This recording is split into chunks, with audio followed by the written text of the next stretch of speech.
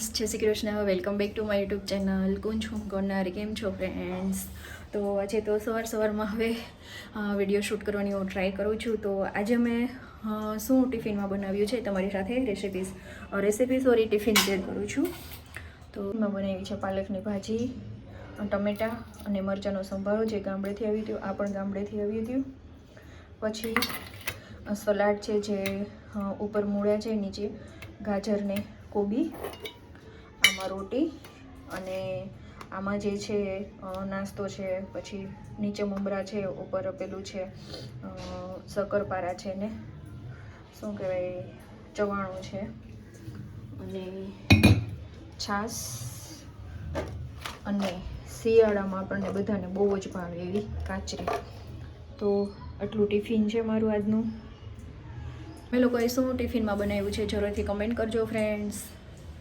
અને હજુ મારે બધું કામ બાકી છે, તો ચલો ફટાફટ કામ બધું ફિનિશ કરી લઉં ને પછી તમારી સાથે મળીએ ફ્રેન્ડ્સ. 7 થી 8 કલાક થઈ ગઈ છે ને આ રીતે છે ને જો એનું પાણી નીકળ્યું હોય છે. તો હવે એને પાણી આપણે કાઢી લેવાનું છે ને એકદમ સરસ રીતે. એમાં છે હળદર મીઠું ભળી ગયું છે. તો હવે આપણે શું કરવાનું છે તમને જણાવું. તો થાળીમાં છે ને આ રીતના આપણે પોળા પોળા કરી દેવાના, પાણી બધું નિતારતું જવાનું. અને આને છે ને જો સવારનો તમારે તડકો આવતો હોય ગેલેરીમાં કે ફળિયામાં, પણ આછો તડકો આવતો હોય ને તેની નીચે સૂકવવાના છે. ખાલી બહુ તડકો જો તમારે આવતો હોય હેવી, તો ખાલી અડધી કલાક માટે જ સૂકવવાના છે. એકદમ કડક પ્લાસ્ટિક જેવા ન થઈ જાય એનું ખાસ તમારે ધ્યાન રાખવા જો. અને બનતા સુધી નહીંતર જો ગેલેરીમાં સારો તડકો આવતો હોય તો ગેલેરીમાં પણ તમે સૂકવી શકો છો, અને નહીંતર પંખા નીચે તમારે કલાક એક સૂકવવાનું છે. જો આવી રીતના બધું પાણી નિતારી લેવાનું.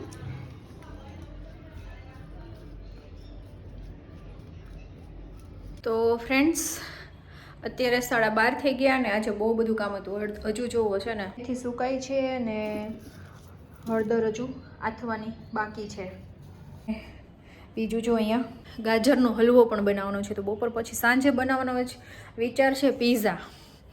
તો એ વિચાર છે, પ્લસમાં ગાજરનો હલવો કરવો છે. એટલે ગાજરનો હલવો તો કાલ ઉપર રાખી દઈશ કે કાલે ગાજરનો હલવો કરીશ.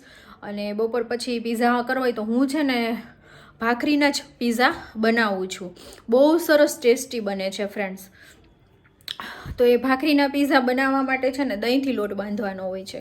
તો દહીં છે નહીં ઘરમાં, એટલે હવે જોઈશ શું કરું કે બહારથી અમૂલનું દહીં લઈ લઉં કે કંઈક કરું. ચલો હવે ને એવું છે ને બસ અત્યારે જમી લઉં, જમીને થોડુંક રેસ્ટ કરી લઉં.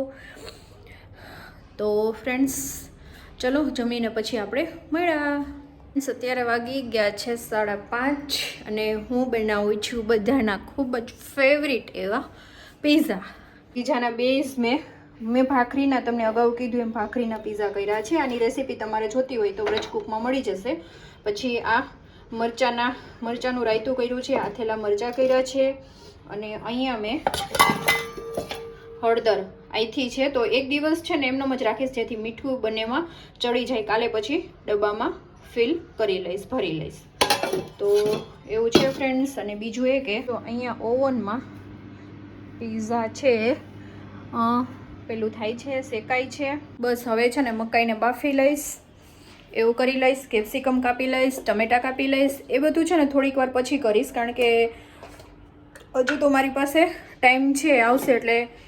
અને મોઝરેલા છે, ચીઝ લેવા જવાનું છે. એટલે પહેલાં આ જે બેક થઈ જાય ને પછી લેવા જવાનું છે ને કટ કરવાનું ને એ બધું આવીને હું પ્રોસેસ કરીશ ફ્રેન્ડ્સ. તો તમને પીઝાનો જે પછી બનાવીશ એ તમને પણ તમારી સાથે વિડીયો શેર કરીશ ફ્રેન્ડ્સ. અત્યારે વાગી ગયા છે 8:15 અને મારી બધી પીઝાની પ્રિપેરેશન થઈ ગઈ છે. તમને બતાવું. પહેલાં ઓવનને છે ને પ્રી હીટ કરવા માટે મૂકી દો. ઓવન છે ને મારા બીજા રૂમમાં છે. જો ઓવનને છે ને અમારે LG કંપનીનું માઇક્રો ઓવન છે. તો એમાં કન્વેક્શન મોડ ઉપર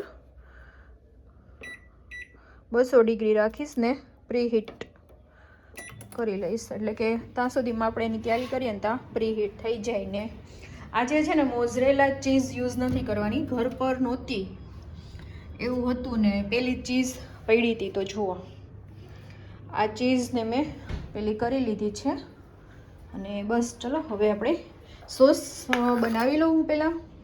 જો આ ખુલતું નથી, હવે એ આવશે ને ત્યારે થશે. નો ગાર્લિક નો ઓનિયન. જુઓ તીખી મરચી, કારણ કે એમાં છે ને ટેસ્ટ અમને સરસ લાગે છે એટલા માટે લઉં છું. પછી ટમેટા અને કેપ્સિકમ, બોઇલ કરેલી મકાઈ, ચીઝ, આટલી વસ્તુ થઈ ગઈ છે. ઓલિવ્સ નથી ગમતા એટલે સ્કીપ કરેલા છે. તો ફાઇનલ ઢાંકણ ખુલી ગયું મારાથી જ. હવે સોસ બનાવીએ. જો એમાં છે ને આ જૈન ડોમિનોઝ આવે છે, પિઝાનો મસાલો જૈન આવે છે, તો એડ કરી દઈશ. બહુ જ સરસ ટેસ્ટી લાગે છે.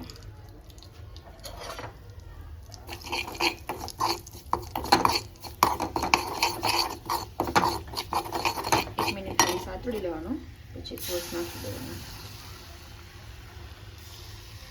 બહુ મસ્ત પિઝા સોસ બની જાય છે.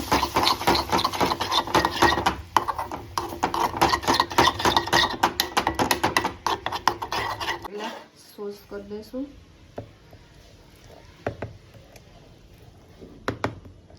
હવે એપ્લાય કરશું ભરપૂર માત્રામાં ચીઝ.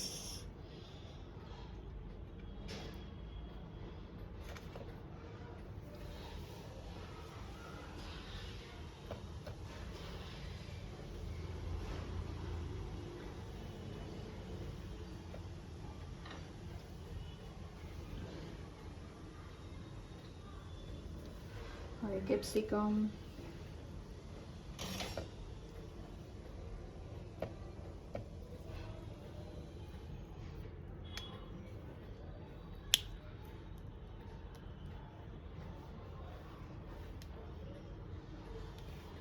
ટમેટા,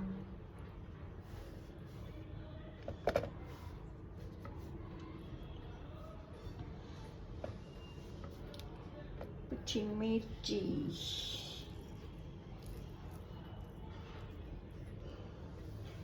મકાઈ,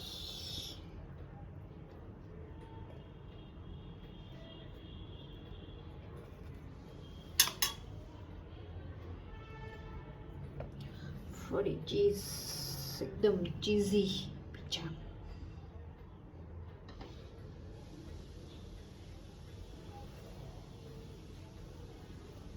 ચલો તો હવે મૂકી દઈશું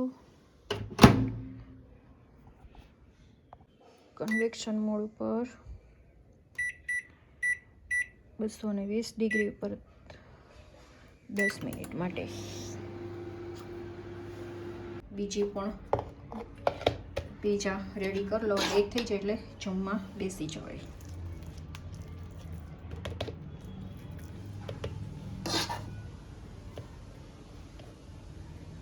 પિઝા રેડી થઈ ગયો છે, તો ચલો બધા આવી જાઓ જમવા માટે. તો જો ચીલી ફ્લેક્સ નાખી દીધું ઝાઝી માત્રામાં,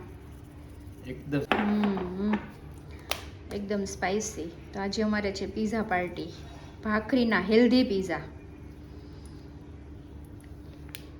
અને હવે સોસ ને સાથે સ્પ્રાઇટ.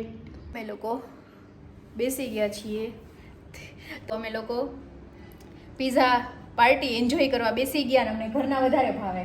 કેવા લાગ્યા એ જરૂરથી કહેજો. મસ્ત બન્યા ને? તો ચલો તમે પણ બધા પિઝા ખાવા માટે અને અમે એન્જોય કરીએ. વિડીયો સારો લાગ્યો હોય તો ચેનલ લાઈક, શેર અને સબસ્ક્રાઈબ કરવાનું ભૂલતા નહીં.